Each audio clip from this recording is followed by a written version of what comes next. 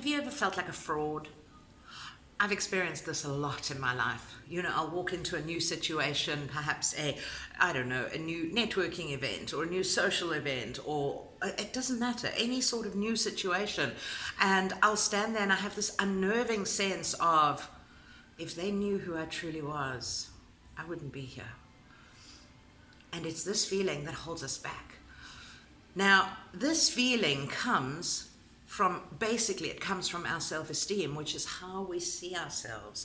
But where does self-esteem come from? Self-esteem comes from our belief systems, and our belief systems are intricately tied to our identity. It is the who that we think we are. Now, we're all walking through this world thinking that we're together and that we know who we are, but I'm telling you, we don't.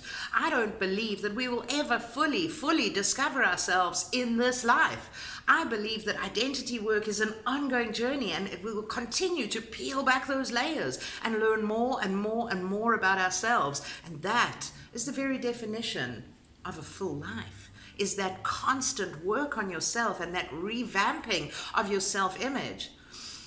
But what does it mean to you today? And what can you do about it today? If you feel that sense of, I'm a fraud, I'm an imposter, I believe you've got to start with identity. Look at every area of your identity and ask yourself, who am I truly? You see, everything is interconnected. So if we're looking at your strengths, for instance, which is one facet of your identity, are they congruent with your prevailing feelings, your emotions? Are they congruent with your underlying belief systems?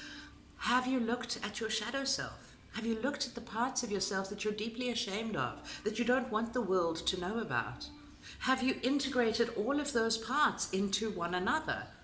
And if you haven't, now is the time, and you can go and do this right now. Or you can talk to me about an identity coaching journey, and I can help you peel back those layers and reveal the absolute gold that is beneath.